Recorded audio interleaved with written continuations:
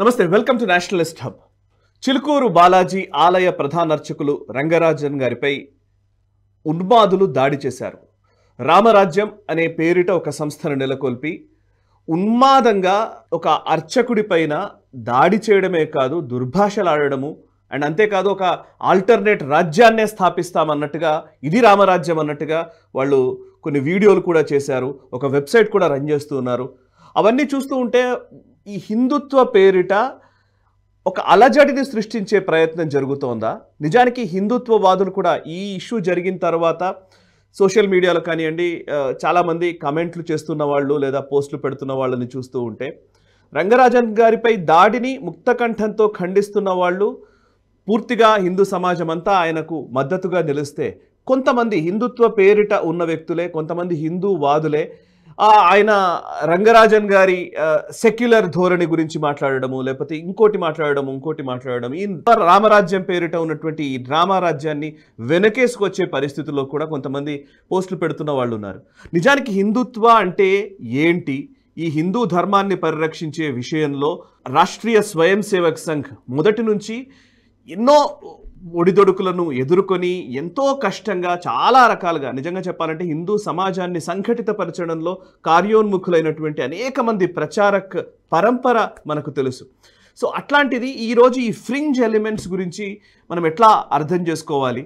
And దీన్ని ఆసరాగా చేసుకొని కొన్ని కమ్యూనిస్ట్ పత్రిక, ముఖ్యంగా కమ్యూనిస్టుల అండతో నడుస్తున్నటువంటి కమ్యూనిస్టుల పత్రికగా పేరెన్నికైనటువంటి ప్రజాశక్తిలో డైరెక్ట్గా హెడ్లైనే రాసేశారు, చిలుకూరు ప్రధాన అర్చకుడిపై సంఘ పరివార్ దాడి అని.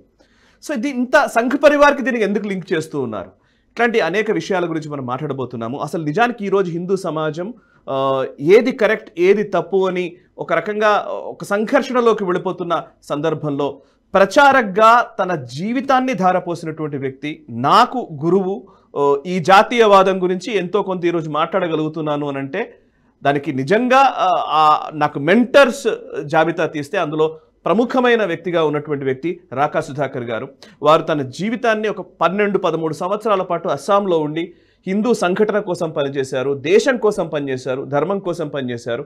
అండ్ రాకా లోకంతో మీ అందరికీ తెలిసిన వ్యక్తే. సో రాకా సుధాకర్ గారి వాయిస్ని ఈరోజు మనం ఖచ్చితంగా తీసుకోవాలనుకుంటున్నాను, ఎందుకంటే ఈరోజు సమాజంలో అనేక అంశాలు నడుస్తున్న టైంలో లెట్స్ గెట్ సమ్ క్లారిటీ ఈ ఇష్యూకి సంబంధించి. సార్ నమస్కారం సార్, రాకా సుధాకర్ గారు, మీరు చర్చలో జాయిన్ అవుతున్నారు. Thank you very much sir. First Raka garu, ఈ ఘటనని పూర్తిగా ఖండిస్తూ రంగరాజన్ గారి గురించి మీరు కూడా ఒక పోస్ట్ రాశారు ఫేస్బుక్లో, నేను చూశాను. దాన్ని నేను కూడా ఇంకొక వీడియోలో నేను కోట్ కూడా చేశాను. ఒక్కసారి నాకు ఈ దాడి ఘటన గురించి మీరు ఏమనుకుంటున్నారు? ఫస్ట్ మీ రిమార్క్స్ ఏంటి? సాయి గారు, సమస్య ఏంటంటే అసమర్థుడు ఎలా ఉంటాడంటే, బయట వాడు ఎవడో వాడిని లాగి లెంపకాయ కొట్టినప్పుడు వాడు ఏం చేయలేక ఇంటికి వచ్చిన తర్వాత భార్యను లాగి లెంపకాయ కొట్టారు. కరెక్ట్. అసమర్థుడు చేసే పని ఏంటంటే, బయట ఎవడో వాడిని లాగి లెంపకాయ కొడితే వాడిని ఎదుర్కోలేక ఇంటికి వచ్చిన తర్వాత తన భార్యను లాగి లెంపకాయ కొడతాడు, పిల్లల్ని కొడతాడు. కరెక్ట్. ఇది అసమర్థుడి లక్షణం. ఫైట్ చేయవలసిన వాళ్ళ మీద ఫైట్ చేసేటటువంటి సాహసం లేని వాడు, సొంత ధర్మానికే చెందినటువంటి అదే ధర్మ ప్రచార కార్యానికి జీవితం ఇచ్చినటువంటి రంగరాజన్ గారి లాంటి వారిపైన భౌతిక దాడికి పాల్పడడం ఏంటంటే, ఇది అసమర్థుల లక్షణం సాయి. కరెక్ట్. మౌలికంగా ఫైట్ చేయవలసిన చోట ఫైట్ చేయలేక పెళ్ళాన్ని కొట్టేటటువంటి అసమర్థుడికి ఈ దాడి చేసిన వాళ్ళకి నా దృష్టిలో తేడా లేదు. Correct sir. మీరు రాసిన దాంట్లో మీరు ఫేస్బుక్లో పెట్టిన పోస్ట్లో నేను ఒక విషయం చెప్తాను. జిన్నాను కనీసం ముట్టుకునే సాహసం లేనివాడు గాంధీని చంపడం లాంటి హేయాతి హేయమైన చర్య అన్నారు. దాడి చేసిన వాడు కాషాయం కండువా వేసుకున్న పరమ నికృష్ట మ్లేచ్ఛుడే తప్ప మరొకడు కాదు. పర్ఫెక్ట్ మునివాహన సేవ చేసిన మహనీయుడి పాదాలను తాకే అర్హత లేని పాపి హిందువే కాదు. మీరు క్లియర్గా చెప్పేశారు. అంటే మీరు ఇందాక అన్నది అసమర్థుడు అన్నారు. అయితే రామరాజ్యం పేరిట ఒక సంస్థను రన్ చేయడము, అందులో వెబ్సైట్ నేను కొంత చెక్ చేసే ప్రయత్నం చేశాను సార్. అందులో అయితే రిజిస్ట్రేషన్ అని చెప్పి అందులో రాసిన దాంట్లో ఏంటంటే సిటిజన్షిప్ అనేస్తాడు ఆయన. వాళ్ళు అంటే పౌరసత్వం తీసేసుకోవాలట, ఇదో కొత్త రాజ్యం అంట. ఆల్మోస్ట్ మావోయిస్టులు కదా ఓ కొత్త రాజ్యం కావాలి అని చెప్పేసి ఈ రాజ్యాంగానికి, ఈ దేశానికి వ్యతిరేకంగా పోరాడినట్లు ఇప్పుడు హిందుత్వ పేరిట రామరాజ్యాన్ని కలుపుకొని, మరి రామరాజ్యం అనే పేరు వాడుకొని ఇట్లాంటి ఒక మిలిటెంట్ యాక్టివిటీస్లోకి తీసుకెళ్లే ఒక ప్రయత్నం చేస్తున్నటువంటి వాళ్ళు ఉన్నారు. వాళ్ళకు మద్దతు పలుకుతున్న వాళ్ళు ఉన్నారు. వాళ్ళని ఏమనాలి? ఇది మిలిటెంట్ యాక్టివిటీ కాదండి. ఇది వాస్తవానికి వాళ్ళు ఏం చేస్తున్నారో వాళ్ళకి తెలియదు. ఎందుకంటే వీళ్ళు సొంత రాజ్యాన్ని స్థాపిస్తామంటున్నారు. ఇక్కడ మొత్తం అంతా కూడా మావోయిజాన్ని, లెనినిజాన్ని, మార్క్స్వాదాన్ని తీసుకొస్తామని ఆయుధాలు పట్టి అడవిలోకి వెళ్ళినటువంటి వాళ్ళు 1960s నుంచి మొదలుపెట్టి ఇప్పటి వరకు సాధించలేనిది 4 నల్ల చొక్కాలు 4 ఎర్ర కండువాలు వేసుకున్నవాడు సాధించగలడా? కరెక్ట్. ఈ దేశం నుంచి కశ్మీర్ని వేరు చేస్తామని 70 సంవత్సరాలుగా ఆయుధాలు పట్టి పోరాడుతున్నటువంటి వాళ్ళు ఉన్నారు. వాళ్ళు ఈ దేశంలోని 1 ఇంచుని తీసుకెళ్ళలేకపోయారు. 1 ఇంచు. కరెక్ట్. కాబట్టి ఇటువంటి ఆలోచనల్ని, వీటి గురించి ఒక రకంగా మనము చర్చించడమే ఒక రకంగా, అంటే వీళ్ళు ఏదో చేస్తారు, చెయ్యగలరు అని అనుకోవడం ఏదైతే ఉందో, ఇటువంటి వ్యక్తులు they will crack at the first counter attack అండి. వాళ్ళ పైన ప్రతిదాడి ప్రారంభమైనటువంటి క్షణాలలో వీళ్ళు బ్రేక్ అవుతారు. ఇది అర్థం చేసుకోవాల్సిన విషయం. వీళ్ళు సొంత దేశం కాదు కదా, వీళ్ళు ఏమి సాధించలేరు. వాస్తవానికి వీళ్ళు హిందూ సమాజానికి వీళ్ళు కీడు చేస్తున్నారు. హిందూ సమాజానికి తీవ్రమైనటువంటి కీడు చేస్తున్నారు. ఒక ఆయన ఇలాగే ప్రమోద్ ముతాలిక్ అని ఉండేవాడు. ఆయన ఒక 2-3 పబ్బుల మీద దాడి చేసేసి పెద్ద హీరోగా చలామణి అయ్యాడు మంగళూరులో. ఆ తర్వాత ఏం చేశాడు? సంస్థను నడపడం కోసము మీరు మాకు డబ్బిస్తే మీకు అనుకూలంగా మత కల్లోలాలు సృష్టిస్తాము, మీరు రియల్ ఎస్టేట్ ల్యాండ్స్ గ్రాబ్ చేసుకోవచ్చు అని చెప్పి వీడియోలో దొరికిపోయాడు సాయి గారు. శ్రీరామ్ సేన పేరిట ప్రమోద్ ముతాలిక్ శ్రీరామ్ సేనే పెట్టుకున్నాడు.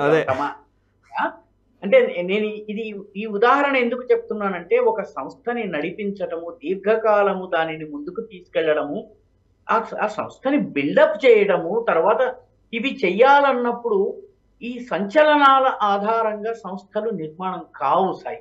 కరెక్ట్.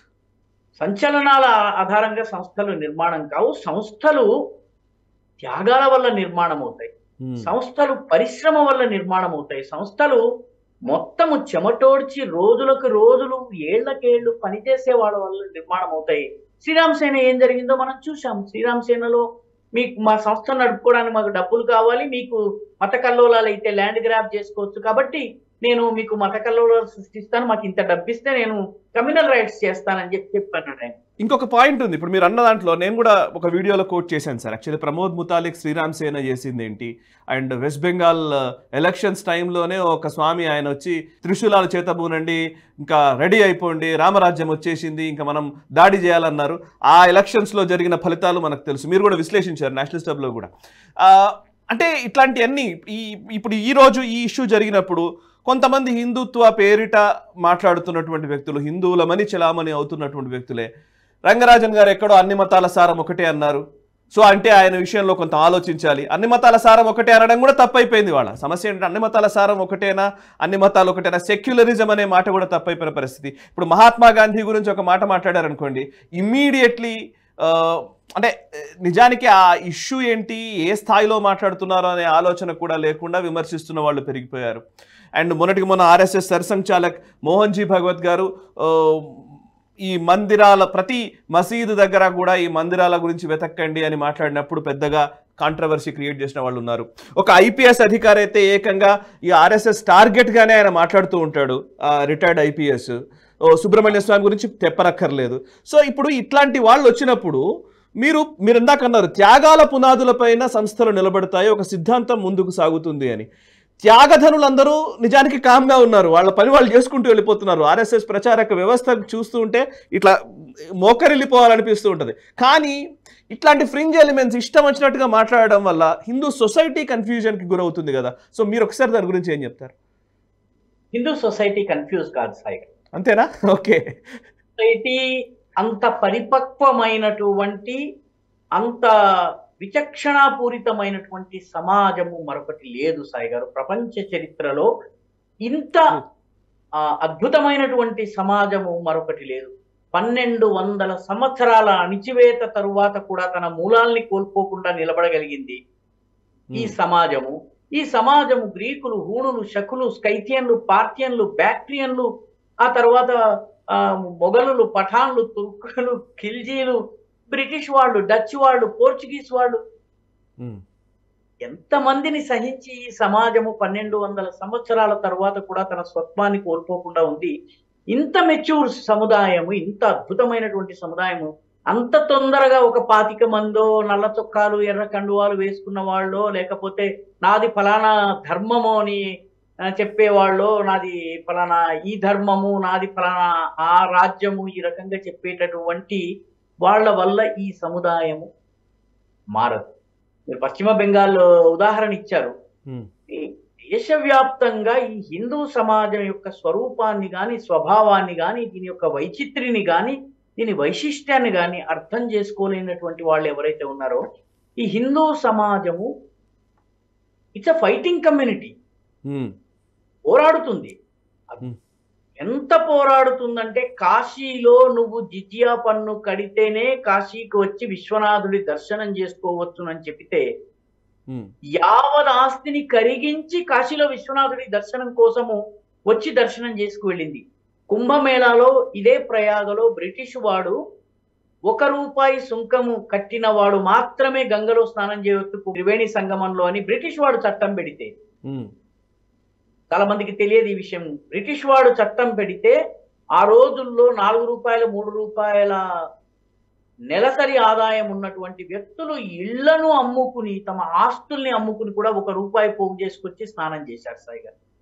ఈ కమ్యూనిటీ, ఈ సొసైటీని ఇటువంటి 10 మంది 25 మంది ఎఫెక్ట్ చేయలేరండి. మీకు కుంభమేళాలో శిరోముండనం చేయటానికి క్షురకులు ఎవరైతే ఉంటారో, నాయి బ్రాహ్మణులు, ₹4 సుంకం కడితేనే వాళ్ళకి స్టాల్ పెట్టుకొని ఇచ్చాడు బ్రిటిష్ వాడు. ₹4 అంటే ఒక months income for a government employee. అంగళ్ళు ఆ డబ్బులు కట్టి వాళ్ళు తమ యొక్క బాధ్యతను, సామాజిక బాధ్యత ఏదైతే శిరోముండనం చేయించుకోవాలనేటువంటి హిందూ కర్తవ్యాన్ని పూరించేందుకు కూర్చున్నారు. ఈ చరిత్ర తెలియదు వీళ్ళు మాట్లాడేటటువంటి వాళ్ళకి, సొసైటీ వాళ్ళకి అర్థం కాదు. ఈ సొసైటీ ఎలా పనిచేస్తుందో అర్థం చేసుకున్నటువంటి మహానుభావులు ఈ సొసైటీకి మార్గదర్శనం చేశారు సాయి గారు. ఆ మార్గదర్శనంలో ఈ సొసైటీ నడుస్తూ వచ్చింది కాబట్టే ఇప్పటి వరకు నిలిచింది, భవిష్యత్తులో నిలిచింది, విజయం సాధిస్తుంది. ఈ తరహా ఎలిమెంట్స్ ఎవరైతే తాము చేస్తున్నాము, మేలు చేస్తున్నామని భావిస్తున్నారో వాళ్ళు కీడు చేస్తున్నారు. రైట్ సార్, ఇప్పుడు మీరు కీడు కూడా తాత్కాలికం. నేను అనేది కీడు కూడా తాత్కాలికమే, కరెక్ట్. ప్రజలు వెనక లేనటువంటి, అసలు శక్తి లేనటువంటి, ప్రజలు లేరు, శక్తి లేరు, అటువంటి వాళ్ళు కొన్ని పత్రికల్లో ఏదో రాసి అంత మాత్రాన ఏదో అయిపోతుందని భావించడం కూడా మనం కూడా ఓవర్ రియాక్ట్ కాన అవసరం లేదు. వాళ్ళ వెనక ప్రజలు లేరు, వాళ్ళకు శక్తి లేదు. True, correct. ఒక విషయం సార్, మీరు కొంచెం క్లారిటీ ఇవ్వండి. ఇప్పుడు నేనే నేషనలిస్ట్ అభ్యర్థి అనుకోండి, ఒక మహాత్మా గాంధీ జయంతి రోజున ఒక వీడియో చేశామనుకోండి, గాంధీని గురించి అసలు వీడియో ఎలా చేస్తామన్నా అని చెప్పేవాళ్ళు. సరే, నేను వాళ్ళని మంచి ఉద్దేశంతో పెడుతున్న వాళ్ళు చాలామంది ఉంటారు, దాంట్లో డౌట్ ఏం లేదు, చెడు ఉద్దేశం ఉందని కాదు. బట్ ఇందాక కన్ఫ్యూజన్ అన్న మాటకి ఒక చిన్న మాట, అదేంటంటే ఇప్పుడు బైనరీ దృష్టితో చూసే పద్ధతులు మన దగ్గర చాలానే ఉన్నాయి. మన సమాజంలో అనేక విషయాలు ఉన్నాయి. బ్లాక్ ఆర్ వైట్ అనే ఏదైతే వెస్టర్న్ బైనరీ లెన్స్ ఉన్నాయో, ఇదా అదా అనేది, అది భారతదేశంలో కూడా చాలా వాటిలో మనం అన్వయించుకుంటూ వస్తున్న వలన ఏంటో మరి తెలియదు కానీ, బట్ ఈ జాతీయవాదం విషయంలో గాంధీయా గాడ్సేనా, సెక్యులరా లిబరలా లేకపోతే కాదా, సెక్యులరా నాన్ సెక్యులరా, హిందుత్వ అంటే హిందుత్వ ఇదేదో అపోనెంట్ ఫర్ సెక్యులరిజం అన్నట్టుగా కొంతమంది మాట్లాడుతున్నారు. ఇప్పుడు ఈ మధ్య సెక్యులరిజం అనే మాటని పదే పదే వాడుతున్నారు సెక్యులరిజంకి. సో అయితే కొంతవరకు అర్థం చేసుకోవడానికి వినియోగించడం వరకు ఓకే కానీ, బట్ అది పూర్తిగా అంటే ఒకవైపు ఉంటే ఒకలాగా, ఇంకోవైపు ఉంటే ఇంకోలాగా అన్నట్టుగా మాట్లాడు. ఇప్పుడు క్రిస్టియన్ సొసైటీ ఉందనుకోండి, దానికి సంబంధించి ఇప్పుడు మోదీ గారు క్రిస్టియన్ మత ప్రచారకుల్ని వాళ్ళని కలిశారు, కలవగానే అలా ఎలా కలుస్తారు అన్న వాళ్ళు ఉన్నారు. సో మసీదుకు వెళ్ళినందుకు మోహన్జీ భాగవత్ గారిని కూడా విమర్శించిన వాళ్ళు ఉన్నారు. ఇప్పుడు ఇట్లాంటి వాటిల్లో ఒక సగటు హిందూ ఎలా ఆలోచించాలి అంటే మీరేం చెప్తారు? ఆ సాయి గారు, మౌలికంగా హిందూ సమాజం బైనరీలో ఆలోచించదు. ఈ రకంగా అటు లేదా ఇటు అన్నట్టుగా తాడో పేడో, హైవే ఆర్ మైవే అన్నట్టుగా హిందూ సమాజం ఆలోచించదు. ఇది వెస్టర్న్ ఆలోచన విధానము. కాబట్టి ఇది సమాజానికి ఎలాంటి దీనివల్ల ఉపయోగం ఉండదు. ఇది హిందూ ఆలోచన విధానం కాదు. రెండవది, ఆ చిలుకూరు బాలాజీ దేవస్థానానికి చెందినటువంటి ఆయన ముస్లింలకు సంబంధించినటువంటి సమావేశంలో పాల్గొన్నారు. ఆయన అన్ని మతాల సారం ఒక్కటే అన్నారు. ఈ విషయంలో నాకు కూడాను అభిప్రాయ భేదం ఉన్నమాట వాస్తవం. అన్ని మతాల సారం ఒక్కటేనా అన్నటువంటి విషయం అది డిబేటబుల్ విషయం. కానీ వారికి ఆ అభిప్రాయం ఉండేటటువంటి హక్కు ఉన్నది. ఇది మనము గుర్తించాలి. ఇది గుర్తించని పక్షంలో హిందూ సమాజం నిలబడలేదు సాయి గారు. ఇది అర్థం చేసుకోవలసినటువంటి విషయము. ఈ బైనరీల్లో ఆలోచించటం సరైనటువంటిది కాదు. మనకి అనేక రకాల వ్యవస్థలు ఉన్నాయి సాయి గారు, అనేక రకాల అండర్స్టాండింగ్ ఉంది. మంగళసూత్రము పుస్తెలు దక్షిణాదిలో ఉన్నాయి, ఉత్తరాదిలో పాపిట సింధూరం ఉన్నది. తేడా ఉన్నది. నేను ఈ రకంగా చూసినట్టే ఈ సమాజంలో ఉన్నటువంటి వైవిధ్యము అపరిమితమైనటువంటి వైవిధ్యం ఉన్నది. దీన్ని స్ట్రైట్ జాకెట్ లో పెట్టాలని ఎవరన్నా ప్రయత్నం చేస్తే ఇది డిజాస్ట్రస్ అవుతుంది. హిందూ సమాజం చాలా వేరుగా ఆలోచిస్తుంది. ఈ రకంగా బైనరీలో ఆలోచించడం సరైనది కాదు సాయి. ఓకే, చివరిగా దీని నుంచి సరే మీరు ఇందాక అన్నారు అసలు సరే పర్వాలేదు, ఇవన్నీ మొమెంటరీగా అప్పటికప్పుడు తాత్కాలికంగా వచ్చేవి, తాత్కాలికంగా జరిగే పరిణామాలు అని. అయితే దీని నుంచి నేర్చుకోవాల్సిన అంశాలు ఏంటి? ఇప్పుడు హిందీ సొసైటీ ఒక్కసారిగా నిన్నటి నుంచి ఇవాళ వరకు ఆల్మోస్ట్ సోషల్ మీడియా ఎక్కడ చూసినా కూడా రంగరాజన్ గారి గురించి మాట్లాడుతున్న వాళ్ళు ఉన్నారు. ఈవెన్ పార్టీలకు అతీతంగా అందరూ కూడా రెస్పాండ్ అవుతున్నారు. ముఖ్యమంత్రి రేవంత్ రెడ్డి గారు ఫోన్ చేసి మాట్లాడారు, అటు కేటీఆర్ స్వయంగా వచ్చి కలిశారు, బండి సంజయ్ గారు ఫోన్లో మాట్లాడారు. వాటెవర్, పార్టీలకు అతీతంగా అందరూ మాట్లాడుతున్న సందర్భం. ఇట్లాంటి టైంలో ఇలాంటివి పునరావృతం కాకుండా ఉండాలంటే అదే వ్యక్తులు ఇంకొకరినెవరినో దాడి చేశారట. ఇప్పుడు సోషల్ మీడియాలో కొంతమంది వాళ్ళకి సపోర్ట్గా మాట్లాడుతున్న వాళ్ళు కొంతమంది ఉన్నారు. ఇట్లాంటి ఉన్న టైంలో ఏది రైట్ ఏది రాంగ్, ఇది ఏమైనా మనం అసలు చెప్పగలమా, లేదు ఎవరికి వాళ్ళు నిర్ణయించుకోవాల్సిన అంశంగానే వదిలేయడమా? సాయి గారు, ఈ దేశంలో గమనించాల్సినటువంటి విషయం ఏంటంటే చాలా సందర్భాల్లో ఒక సుదీర్ఘ కాలము ఒక పనిని చేయాలనుకున్నటువంటి వ్యక్తి చాలా అంశాలని పరిగణలోకి తీసుకోవాల్సి ఉంటుంది. లైఫ్ లాంగ్ ఒక ఐడియల్ కి మనల్ని మనము అంకితం చేసుకోవాలన్నట్లయితే మన ఆలోచన విధానంలో ఒక వ్యాప్తి, ఒక విస్తృతి ఉండాల్సినటువంటి అవసరం ఉంటుంది. ఆ రకంగా తాత్కాలికమైనటువంటి గెయిన్స్ కోసం చేసేటటువంటి పనులు ఏవైతే ఉంటాయో దీనిలో కౌంటర్ ప్రొడక్టివ్ అవుతాయి సాయి గారు. మీరు గమనించాల్సినటువంటి విషయం, నేను నాథురామ్ గాడ్సే విషయం చెప్తూ ఉంటాను. నాథురామ్ గాడ్సే గురించి మాట్లాడేటటువంటి చాలా మంది వ్యక్తులు నాథురామ్ గాడ్సే గొప్ప, అది ఇది అని చెప్పేటువంటి వాళ్ళు నాథురామ్ గాడ్సేతో పాటు ఉరికంబానికి ఎక్కిన రెండో వ్యక్తి పేరు చెప్పలేదు. అంతటి అజ్ఞానం ఉంది. నాథురామ్ గాడ్సేతో పాటు ఇంకొక వ్యక్తి కూడా అదే రోజున గాంధీ హత్య కేసులో ఉరికంబం ఎక్కాడు. రెండో వ్యక్తి పేరేమిటో కూడా తెలియనటువంటి వాళ్ళు ఈరోజు నాథురామ్ గాడ్సే గురించి మాట్లాడుతున్నారు, గాంధీ గురించి మాట్లాడుతున్నారు. ఆ రెండో వ్యక్తి పేరు ఎందుకు ప్రచారంలో లేదు అన్నది కూడా వాళ్ళకి తెలియదు. ఒక వ్యక్తి నాథురామ్ గాడ్సే చాలా మందికి తెలుసు, ఆహా ఓహో అంటుంటారు, కొందరు ఒక వర్గం అంటుంటుంది, చాలా మైనారిటీ. అవును, వాస్తవానికి ఇటువంటి ఎవరైతే మాట్లాడుతున్న నాథురామ్ గాడ్సేతో పాటు ఉరికంబానికి ఎక్కినటువంటి రెండవ వ్యక్తి, ఇదే కేసులో నిందితుడుగా ఉరికంబం ఎక్కిన రెండో వ్యక్తి పేరు ఎందుకు మాట్లాడమ్మా? ఎవరైతే ఈ గాడ్సేని భుజానికి ఎత్తుకుని మాట్లాడే వాళ్ళు ఎందుకు మాట్లాడరు? ఏంటి సార్ ఆ కుట్ర కోణం ఏంటి అసలు ఒకసారి చెప్తారు? దాంట్లో ఎందుకు ఆయన పేరు రాలేదు, అసలు ఎందుకు బయటకు రాలేదంటే? సాయి గారు మాట్లాడటం బాగుండదు, ఇది వేదికలో ఓకే ఓకే ఓకే. ఆయన ఈ హత్యకు ముందు రోజు రాత్రి చేసినటువంటి పని ఏదైతే ఉందో ఇది గర్హనీయమైనటువంటి పని చేశారు. మెన్ హూ కిల్డ్ గాంధీ అని డికే మన్కేకర్ రాసినటువంటి పుస్తకం ఉంది, చదవండి. ఓకే, చదివినట్లయితే మీకు అర్థమవుతుంది. రైట్. కాబట్టి మనము ఇటువంటి ఒక సభ్యమైనటువంటి వేదికలో మాట్లాడలేనటువంటి పని చేశాడు కాబట్టి ఆయన గురించి మాట్లాడరు వీళ్ళు. ఇద్దరు కలిసి చేసినా ఒకరి ఉరి గురించి మాట్లాడుతున్నారు, రెండో వాడి ఉరి గురించి ఎందుకు మాట్లాడటం లేదు? కాబట్టి చాలా విషయాలు ఉంటాయి సాయి గారు. వాస్తవానికి ఇటువంటివి ఇవి తాత్కాలికం. రాష్ట్రీయ స్వయం సేవక సంఘము ప్రతిరోజు పొద్దునే ఈ దేశం ఈ జాతి నిర్మాణంలో దోహదపడినటువంటి మహానుభావుల పేర్లను తలుచుకుంటుంది. దాన్ని ఏకాత్మతా స్తోత్రం అంటారు సాయి గారు. ఈ ఏకాత్మతా స్తోత్రంలో తప్పనిసరిగా గాంధీ గారి పేరును స్మరిస్తారు. ఓకే.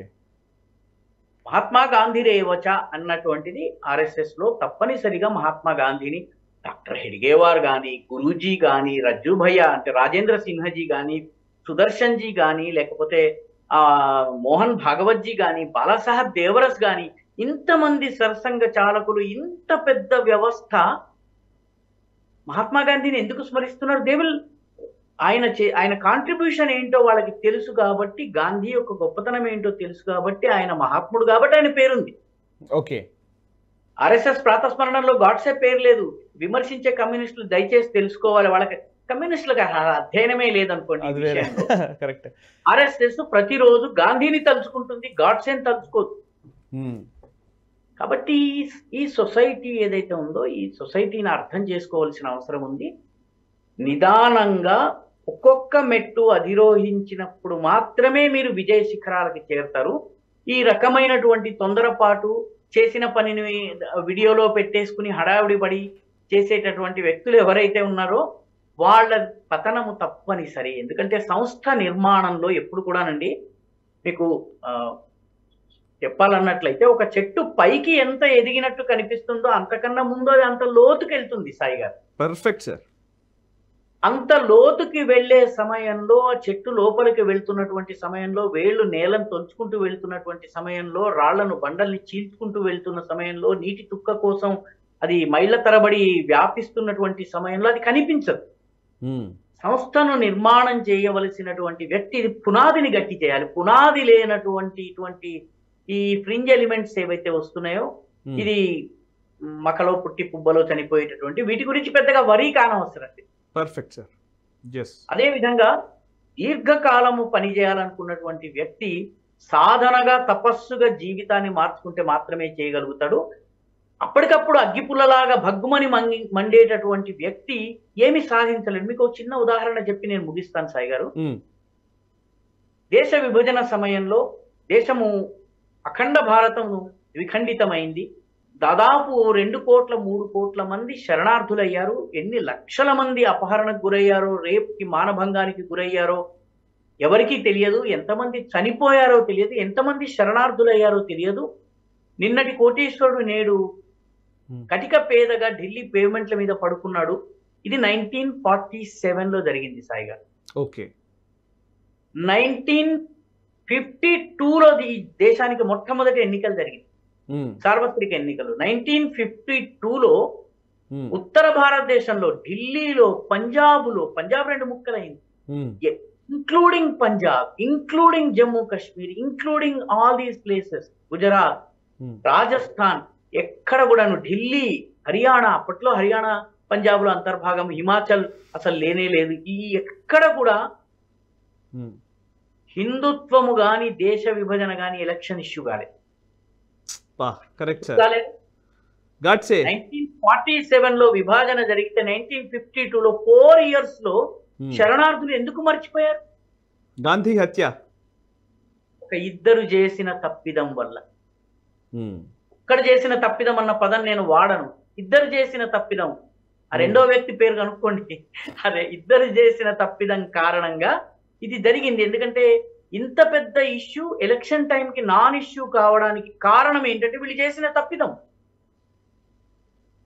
కాబట్టి సాయి గారు లాంగ్ టర్మ్ పనిచేయాల్సినటువంటి వాళ్ళు ఎవరైతే ఉంటారో ఈ రకమైనటువంటి ఆలోచన వల్ల ముందుకు వెళ్ళలేరు. ఇది కౌంటర్ ప్రొడక్టివ్, విఘాతకము, సమాజం యొక్క సంక్షేమానికి కూడా ఇది విఘాతకము. ఈ వీటి వల్ల హిందుత్వ మూవ్మెంట్ ముందుకు వెళ్ళలేదు. పర్ఫెక్ట్ సార్, చాలా అద్భుతంగా చెప్పారు. థ్యాంక్ యూ వెరీ మచ్ రాక సుధాకర్ గారు. ఈ క్లారిటీ చాలా ముఖ్యం నిజంగా. రాక గారు చాలా స్పష్టంగా చెప్పారు. సంస్థలు మఖలో పుట్టి పుబ్బలో పోయే సంస్థలు చాలా వస్తూ ఉంటాయి. అవి ఒక ఫ్రింజ్ ఎలిమెంట్స్గా మనము చాలా వాటిని చూడాల్సి ఉంటుంది. కానీ లోతుల్లోకి వెళ్ళి ఈ సిద్ధాంతము లేదా హిందుత్వ ఏదైనా సరే ఈ జాతీయవాదము, దేశము, ధర్మము వీటి విషయంలో ఎంత లోతుల్లోకి వెళ్ళి అధ్యయనం చేసి ఒక త్యాగ నిరతితో తనలోకి తీసుకుని ఒక సంకల్పంతో చిత్తశుద్ధితో పట్టుదలతో పనిచేసే సంస్థలు మనుగడ సాధిస్తాయి. దానికి స్పష్టమైన ఉదాహరణ రాష్ట్రీయ స్వయం సేవక్ సంఘ్.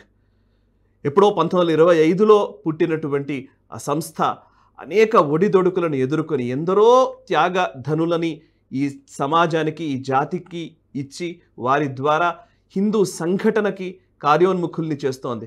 నిజానికి ఈ సమాజాన్ని నడుపుతున్నటువంటి రాష్ట్రీయ స్వయం సేవక్ సంఘ్ దాన్ని స్ఫూర్తిగా తీసుకొని నిజానికి హిందుత్వని నడపగలిగితేనే అది జరుగుతుందేమో అనిపిస్తోంది. సో ఏదేమైనా ఈరోజు రంగరాజన్ గారిపై జరిగిన దాడిని తీవ్రంగా ఖండిస్తూనే ముక్త కంఠంతో ఇటువంటి ఉన్మాద శక్తుల్ని, ఉన్మాద ప్రవృత్తి కలిగినటువంటి వ్యక్తుల్ని కఠినంగా శిక్షించాలన్న ఒక ఉద్దేశంతో మనం ప్రభుత్వాలకు విజ్ఞప్తి చేయాలి. అండ్ ఇటువంటి వ్యక్తులు ఎవరైనా సరే మన చుట్టుపక్కల మనతో పాటు ఉన్నట్టుగా కనిపించినా సరే వాళ్ళని మందలించడమో లేకపోతే అర్థం చేసేలా, వారికి అర్థమయ్యేలా వివరించడమో చేయాలి. అంతేకాని వాళ్ళ బాటనే కరెక్ట్ అనుకునే ఒక ధోరణిలోకి వెళ్ళడం మాత్రం నిజంగా హిందూ సమాజానికి, హిందూ ధర్మ పరిరక్షణ యజ్ఞానికి ఆటంకంగానే భావిస్తున్నాం. మనసా వాచా కర్మణ దేశహితం కోసం పరితపించే నేషనలిస్ట్ హబ్ ఈ ప్రయత్నాన్ని చేస్తోంది. అండ్ ఈ వీడియోని మీరు ఎక్కువ మందికి రీచ్ చేయవలసిందిగా విజ్ఞప్తి చేస్తూ ముగిస్తున్నాను. Thank you very much.